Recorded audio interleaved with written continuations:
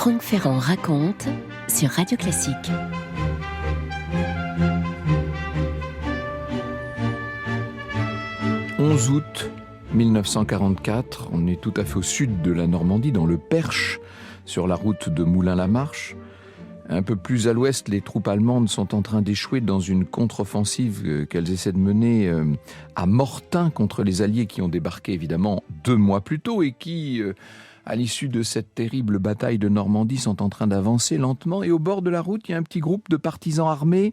Ils sont là en embuscade, une voiture allemande approche, les partisans ouvrent le feu. Un soldat allemand est tué, un autre blessé, sauf que le chauffeur accélère, la voiture arrive à s'échapper en direction de l'abbaye de la Trappe à Soligny. Abbaye qui a été le lieu de cantonnement de la Waffen-SS pendant les mois précédents. Sur une autre route, plus tard, un autre groupe a installé des crève-pneus. Un camion allemand est obligé de piler et là, de nouveau, des partisans arrivent et mitraillent 3 militaires et les tuent. Le camion tirait une remorque chargée de munitions, les provisions, il s'agissait de couvrir le repli allemand vers l'Est. Tous ces incidents, bref, se multiplient dans les parages, des embuscades, des crève-pneus, des fusillades, etc. Et c'est le garde forestier Yves Olivier qui est à la tête des groupes de partisans, de résistants. Les consignes qu'il a reçues de son chef sont claires, ce sont les mêmes pour tous les réseaux de résistance dans toute la France. Harceler les troupes allemandes partout, les gêner surtout leur approvisionnement et freiner les manœuvres allemandes. Autant dire que l'occupant est en très mauvaise posture, que les Allemands sont sur les dents. Dans le village de Tourouvre, où la garnison SS est maintenant stationnée, ils sont nerveux, de plus en plus nerveux. Et le samedi 12 août, ils se préparent à partir vers l'Est. Il faut écouter là ce que raconte Yves Thibault, un des habitants de Tourouvre qui, à l'époque, avait 22 ans. Et plus tard, il a écrit tout le récit des événements et son témoignage, avec celui d'autres témoins, ce témoignage et ceux des autres ont été rassemblés par l'association Les Passeurs de Mémoire dans un ouvrage qui s'intitule « 13 août 1944, le massacre de Tourouvre », qui a été coordonné notamment par Gérard Gosset et qui vient d'être édité par le Conseil départemental de l'Orne. Yves Thibault parle donc. Le samedi 12 août, devant l'imminence de l'arrivée des armées américaines, les dernières voitures allemandes se sont préparées à partir en emmenant un chargement complet de vivres, d'essence, etc. Ils ont abandonné toutefois une grande remorque stationnée devant la maison Charles et un camion resté sur la place du Paty. Donc on est à Tourouvre. C'est sur les 18 heures que l'un des camions chargés de vivres et d'essence, accompagné d'une belle Hotchkiss verte avec des Allemands dedans, partent et descendent de la rue Mondrel. Peu avant le passage à niveau de la gare, surgissent des avions canadiens qui piquent, mitraillent, lancent des bombes sur le convoi. Les Allemands ont eu le temps de sauter de la voiture qui flambe, ainsi que le camion. 2 énormes trous de bombes dans la rue et dans le champ de blé voisin. Un Allemand a été tué, un autre sérieusement blessé qui est évacué, gisant sur un brancard hissé sur le toit d'une voiture allemande. Le soldat allemand tué sera emmené à la Commandantour, donc à Tourouvre. Après cette fusillade, la soirée redevint calme. Les Tourouvrains sont soulagés. Après 11 heures du soir, tous les Allemands ont l'air d'avoir déguerpi. Les bombardements cessent. Il n'y a plus qu'à attendre les Américains. Ça y est, c'est la libération. Non, c'est pas la libération, ce n'était qu'un bref répit. Franck Ferrand sur Radio Classique. Parce que le lendemain matin, dimanche 13 août 1944, les villageois sont réveillés par tout un remue-ménage. Il y a des bruits de moteur, des cris. Déjà, les Allemands, ceux de la veille, sont revenus. Mais cette fois, ils sont à bout de nerfs. Ils ont dû faire demi-tour à cause d'un sabotage de leur remorque. C'est ce qu'ils disent en tout cas. Et peut-être qu'il s'agit d'un contre-ordre, on n'en saura jamais rien. Ils prennent des mesures défensives, installent 2 mitrailleuses place du Paty, à l'ouest, du côté de l'entrée du village à l'ouest. Parce que les Alliés sont à l'ouest. L'officier SS, le capitaine Beur, mène des opérations de reconnaissance et d'autres SS sont là qui vont et viennent. Certains puisent dans les réserves de cognac qui ont été volées et s'enivrent et on les voit qui commencent à tirer en l'air et les habitants ne savent même plus où se mettre. Ils essaient de se coller le plus possible à l'abri. C'est en fin d'après-midi que tout va basculer vers 5 ou 6 heures du soir, selon les versions. Arrive depuis la route de Moulins à l'ouest un blindé léger américain et derrière lui 2 jeeps. C'est un détachement allié, un détachement de reconnaissance. Les Américains aperçoivent les mitrailleuses allemandes. Immédiatement, ils ouvrent le feu, 2 rafales, un tir de canon. Côté allemand, il n'y a pas de réponse et la patrouille américaine fait demi-tour et elle disparaît. Et là, la nouvelle se répand à travers le village. On a vu les Américains. Crispation des Allemands. Vous imaginez bien. Les Allemands sont affolés en vérité. Ils courent dans tous les sens. Il y en a un qui prend à partie 2 habitants, qui les menace avec son revolver, qui crie « Partisans, vous connaître partisans !» Et il les pousse dans une maison.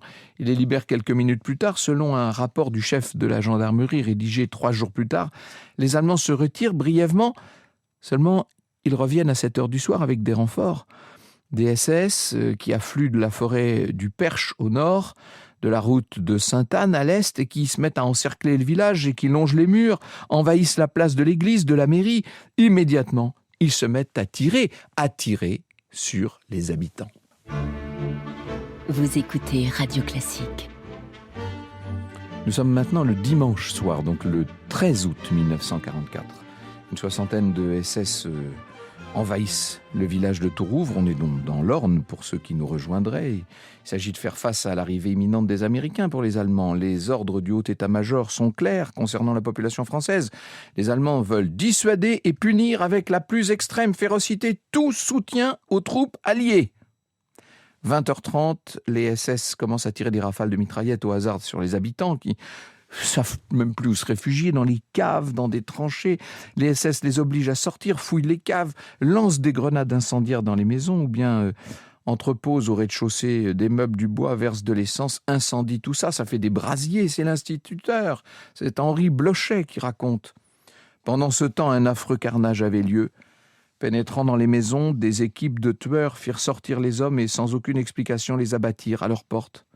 Ainsi furent assassinés Maurice Virlouvet, Auguste Benamon, Robert Lessard, Julien Borioli, une femme réfugiée de Caen, Colombe Flony, un vieillard de 72 ans, Armand, lâchement piétiné puis mitraillé à bout portant. Ulysse Frilou fut abattu dans la rue dès les premières rafales. Continuant leur besogne, ils abattirent encore un jeune homme de 19 ans, infirmier de la Croix-Rouge, Pierre Gransart, et son aide, Jean Molton, 14 ans et demi. Marcel Guédé, sur le pas de sa porte, fut abattu lui aussi.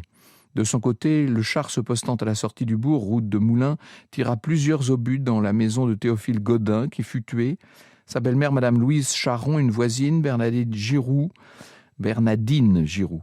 René Lefebvre, blessé mortellement et grièvement. Juliette Launay, réfugiée dans sa tranchée, abattue froidement d'un coup de revolver. Et c'est Georges Breton qui poursuit. Il a 49 ans. Ceux qui ne sont pas tués sont amenés le long du mur des écoles, angle de la place de l'église, et retenus comme otages. Ils sont là, alignés par famille entière. Combien sont-ils le long de ce mur ? 60 ? 80 ? Un sous-officier va choisir au hasard 3 hommes parmi tous ces gens-là et il les fait fusiller. Armand Bled, Raymond Richard et Roland Jamet. Et puis un ordre est donné. Les SS obligent les 60 otages à se mettre en marche. Ils prennent la route de la Foucaudière. Vous imaginez dans quel état d'extraordinaire angoisse. Ils vont vers cette Foucaudière qui est un petit château domanial au nord du village, à l'orée de la forêt du Perche. Il faut imaginer donc cette terrible et lugubre marche dans le soir qui tombe là. À la Foucaudière, les SS enferment les hommes dans la grange, les femmes et les enfants au rez-de-chaussée de la maison. Ils vont passer une nuit qu'on ne peut même pas décrire. Ils se demandent ce que les Allemands vont faire d'eux, bien sûr. Madeleine Desfoins, une des otages, raconte « Les Allemands expliquèrent à grand renfort de gestes et de menaces qu'un des leurs avait été trouvé la gorge ouverte à la commandanture et que, si un autre soldat était seulement blessé, il fusillerait tous les otages. » Et tous racontent le rôle joué à ce moment-là par le boulanger Robert Guerrier, qui avait été fait prisonnier pendant la guerre de 14 en Allemagne. Et dans le camp des prisonniers, il avait appris un petit peu d'allemand, assez en tout cas pour parlementer avec le sous-officier SS. Il lui explique que le soldat qui gît dans la commandanture n'a pas pu être tué par des maquisards, mais que c'est le fruit d'un bombardement aérien. Et d'ailleurs, ils peuvent aller vérifier. Le trou provoqué par la bombe est encore visible, au bas du bourg, près du passage à niveau. Le sous-officier veut bien l'écouter. Il envoie une estafette pour vérifier et au retour, les hommes confirment. Et le sous-officier va prendre à ce moment-là la décision de libérer tous les otages, avec ordre d'évacuer le village. Est-ce que c'est grâce à l'intervention du boulanger? Est-ce que c'est parce qu'il y a eu contre-ordre entre-temps? Est-ce que c'est un peu les deux? En tout cas, les survivants courent se mettre à l'abri, bien sûr. Et entre-temps, le bourg, pendant toute la nuit, a brûlé. Une 60aine de maisons sont en flammes. Tout le centre, le long de la rue principale. Les Tourouvrains se sont réfugiés où ils ont pu, donc dans le presbytère, dans les pâtures, dans des tranchées qu'ils avaient creusées à cause des bombardements, dans les fermes aussi. Ils ont eu raison parce que ce matin du 14 août, le cauchemar n'est pas fini.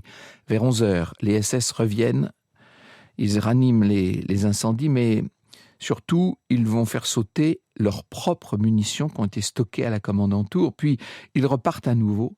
Il fallait rien laisser aux Américains, c'était ça l'idée. Le village est en train de se consumer et c'est vers 18h ce lundi 14 août qu'une colonne de jeeps américaines traverse le bourg d'ouest en est.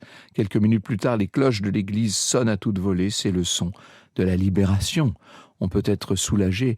À Tourouvre, on est surtout complètement abattu, on pleure, on compte les morts, 18 corps rassemblés dans la salle des fêtes. Ils avaient entre 14 et 74 ans, 14 hommes, 4 femmes, 9 blessés aussi. 184 Tourouvrains ont perdu leur logement. Les maquisards vont prendre le contrôle du village. Une automitrailleuse allemande fait encore irruption, opère un demi-tour, repart en trombe. Des Allemands sont toujours réfugiés dans la forêt du Perche. Et le 16, c'est une colonne de blindés alliés qui enfin traverse le village. Ce sont les chars du général Patton.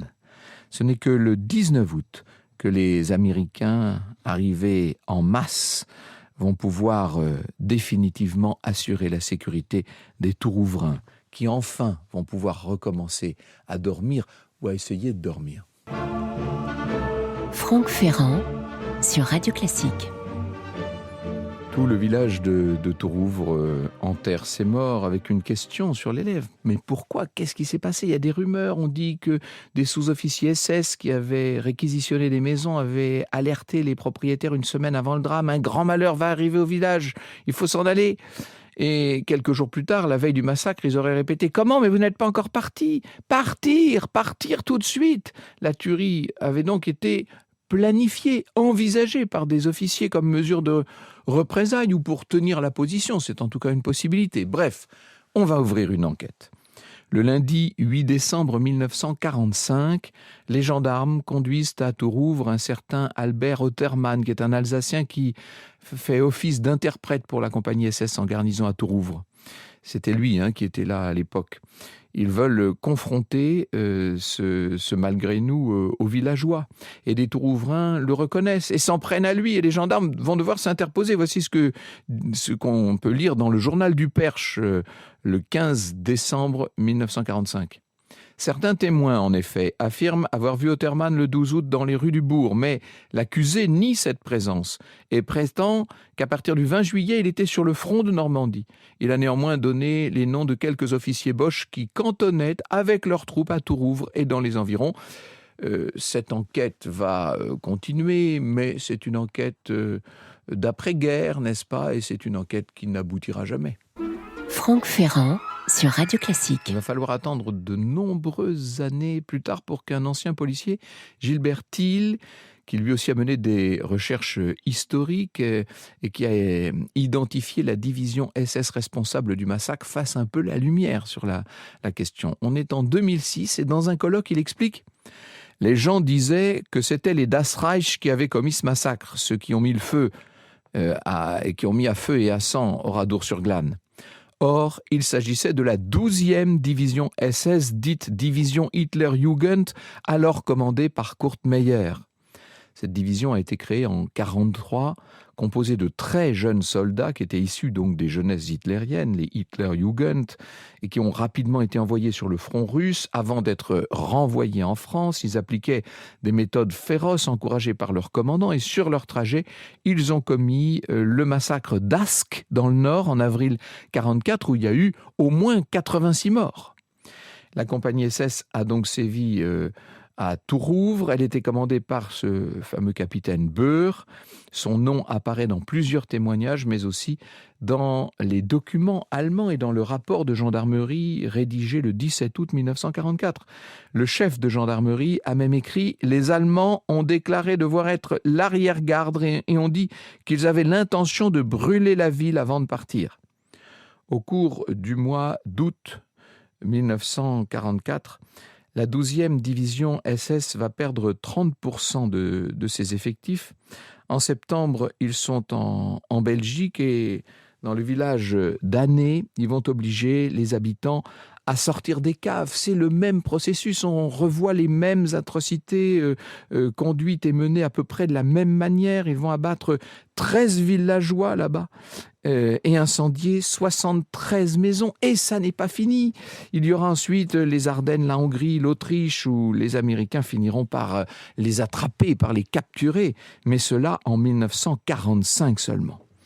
Le commandant Kurt Meyer a été fait prisonnier en Belgique. Il sera traduit devant une cour martiale canadienne pour crime de guerre, pour avoir fait exécuter 24 soldats dans une abbaye allemande. C'est donc le crime qui lui a été imputé et ce qu'on a fini par retenir comme chef d'inculpation. Mais il ne sera pas jugé pour le crime de Tourouvre. Parce qu'aujourd'hui encore, on cherche la trace du capitaine Beur. Tout ça peut-être jusqu'à l'ouverture de nouvelles archives. Dans ce genre de dossier, on voit à quel point l'histoire est en perpétuelle réécriture à mesure que se renouvellent les perspectives et qu'apparaissent de nouveaux fonds disponibles. Le livre dont je vous ai parlé, il est disponible sur le site tourouvre 13 août 1944.fr. Et il faut savoir que très bientôt, là, samedi 29, samedi prochain, va se dérouler à Tourouvre une soirée de commémoration à l'approche des 80 ans du drame. Une soirée qui commencera à 17h par un rassemblement place du Paty, qui a été le théâtre des exactions dont je vous parlais, puis le lancement d'une exposition photo dans le musée de la ville, qui s'appelle le Muséal, la création d'une fresque par un artiste qui s'appelle Ashraf, une conférence de Gérard Gosset dont je vous parlais, qui a coordonné ce livre avec des dédicaces, etc. Et puis, retenez bien que le 9 août prochain, le vendredi 9 août à 20h30, aura lieu dans l'église de Tourouvre un concert qui est en quelque sorte une commémoration, un hommage qui sera rendu par quelqu'un que vous connaissez bien sur Radio Classique, puisqu'il s'agit de Camille Tavert. Vous écoutez Radio Classique.